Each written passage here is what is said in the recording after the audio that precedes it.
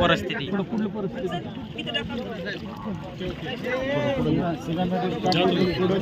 अंतरावर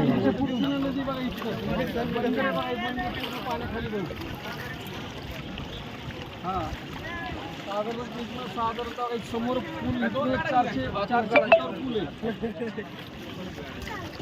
आणि सगळ्या उसात पाणी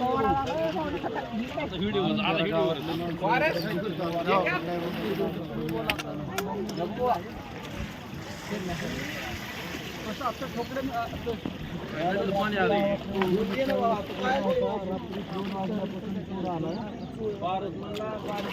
प्रशासन अजून कोणीच आलं नाही. इथून पलीकडचे 13 गावं जे आहेत आपल्या सोलापूर डिस्ट्रिक्ट मधले त्या सगळ्या 13 गावात एकदम भीतीमय वातावरण आहे.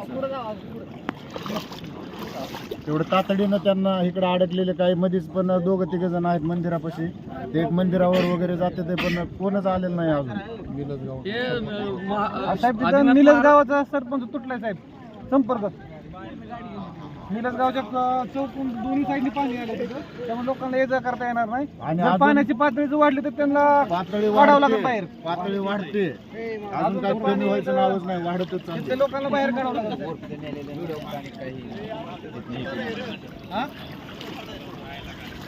हा उघडलाय ते पण वरनं जे पाणी येतंय वाढत चालले पाणी.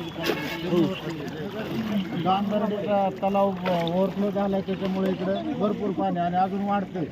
कडा असतील भरपूर पाऊस झाल्यामुळे साहेब इथं भरपूर पाणी आले आता. इथून इकडले तलाव कुठले गाव तरड गाव आहे तिथला बंधारा पण तुटल्याला समजतोय. म्हणजे इतकं पाणी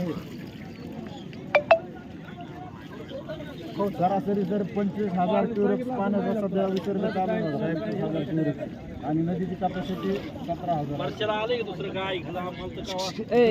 धन्यवाद जय पालकमंत्री या नात्याने आमच्या सगळ्या वेदना जाणून घेतल्या याबद्दल करमाळा तालुका आपला आभारी आहे. पण आमची एक विनंती की प्रचंड नुकसान झाले त्याचे पंचनामे होणं गरजेचे आहे. पंचनामेचा आदेश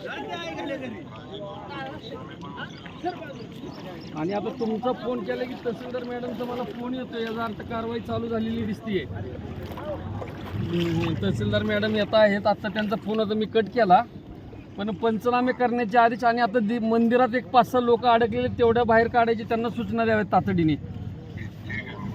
चालते, थँक्यू जय भाऊ. आपले संवेदनशील जे आपण दाखवला एवढ्या सकाळी आपला फोन उचलून सगळ्या शेतकऱ्यांशी बोलला याबद्दल आमचा करमाळा तालुका तुमचा ऋणी भाऊ. आणि असंच शेतकऱ्यांच्या पाठीमागे आमच्या केळी पिकाचंही फार मोठं नुकसान झाले.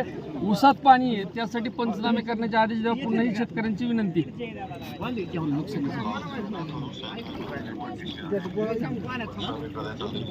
हा सर, तेवढं नुकसान भरपाई तेवढं बघा. ऊसाचं बी प्रचंड सर नुकसान झालंय. सरासरी ह्या नदीचे म्हणजे एका गावचा जवळजवळ 50 एकरच्या आसपास ऊस पाण्यात आहे आता सर. म्हणजे काहीच दिसत नाही.